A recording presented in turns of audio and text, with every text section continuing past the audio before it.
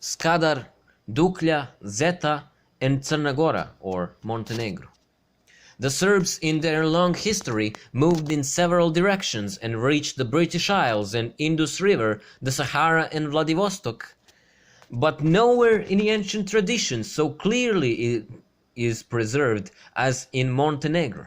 Serbian roots are in the Danube region, but the heart of Serbia is Skadar or Shkodra. That old town whose name comes directly from Serbian name, it is mentioned as Sarba, Sarda, Sorda, Skorda, Sardonik, Sardar, and Shkodra, was the capital of Serbia for the longest time, about 12 centuries. For so long, the proud city of Sardonik, as King Stefan Provenčani calls it, with its hinterland, has been the center of Serbian state. The cradle of the Serbian state, or original Serbia, is the territory of modern Montenegro, Herzegovina, Kosovo and Metohija, and northern Albania. In that area was the original Serbian Illyria, which Romans spread throughout the entire Helm, Balkan peninsula. There is also the Roman province of Prevala, the center of the renewed Serbian state after the collapse of the Roman Empire.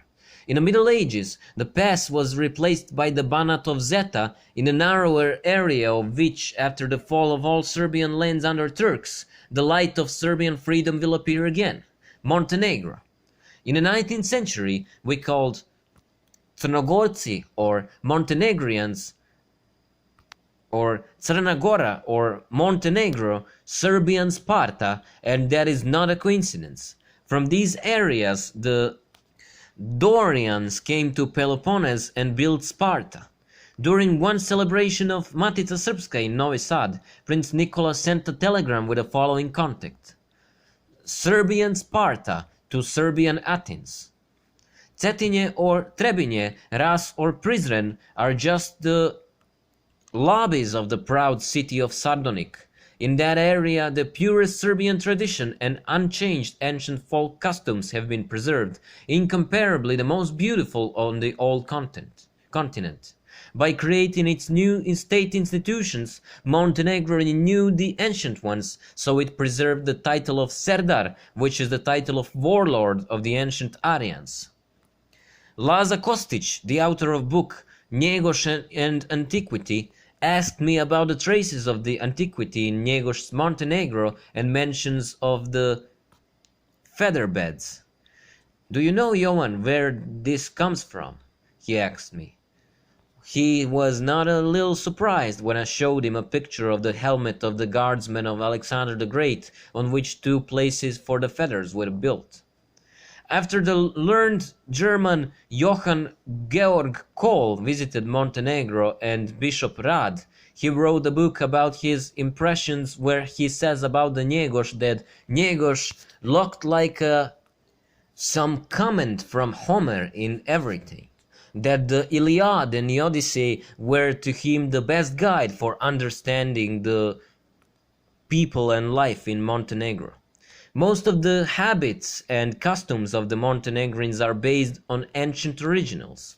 These are the habits and customs that probably ruled on the ancient Slavic Greek peninsula long before Homer and which have been maintained here, among those hilly and pastoral people since the time of Deucalion, or with small differences always renewed. I think that for every move that characterizes the Montenegrin or a Crnogorac, a corresponding move could be found in Homer's heroes. Even in the cut and costume of these people, there is certainly much more pre-Christian than we can prove, Cole writes. The English statesman Gladstone and many others thought similarly to Cole. All these are proofs of the cultural and historical ancient heritage that would not have been possible to preserve if there had been a replacement in that area of population. The ending speech.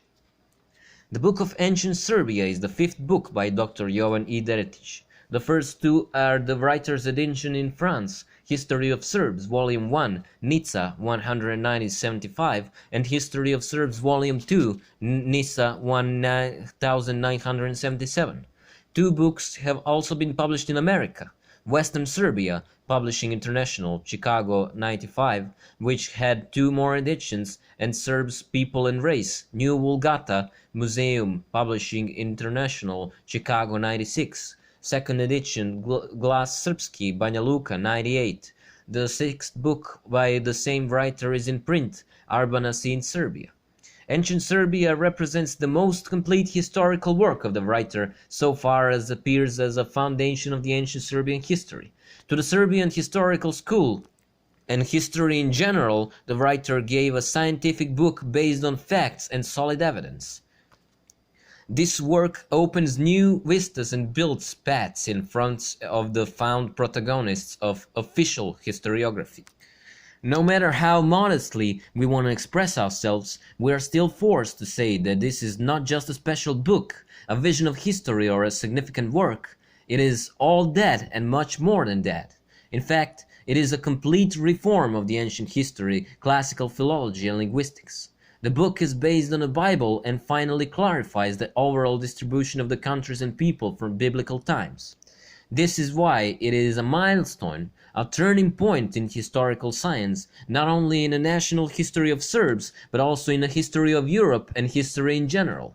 Regardless of national or religious affiliation, education system, or political beliefs, no serious person will be able to do anything in the field of ancient history, linguistics, and philology in future without taking into account the facts presented in this book.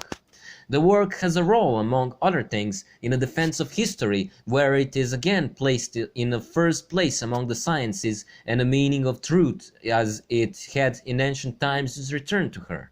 This is about the complete liberation of history from slavery to the political, religious, and cultural interests of the world's centers of power and authority. The open gap between the politicized history of the 19th and 20th centuries and the history written according to the facts is very wide. This gap cannot be bridged with the consecrated thesis. One of the 2 historical schools must fall. The one based on facts will win, and that is without a doubt the Serbian history school. The Nordic school is waiting for a miracle to happen that will save its interpretation of historical trends, but it does not exist and will not exist. The Serbian historical school was renewed after a break of 1 century, and for 2 decades it was taking big steps forwards, and if we wanted to make up for the lost time for some instinct, Eastern and the revival of the Serbian historical school happened just at the time when our opponents thought that they had finished their work and that we will never again appear on a historical stage. All the more so because, as they thought, the Serbian nation was on the verge of collapse and ruin. Thanks to the successes of this school, Serbia was taking a lead among the Slavic countries in the field of history, archaeology, mythology, linguistics, philology, and biology. The author. The end.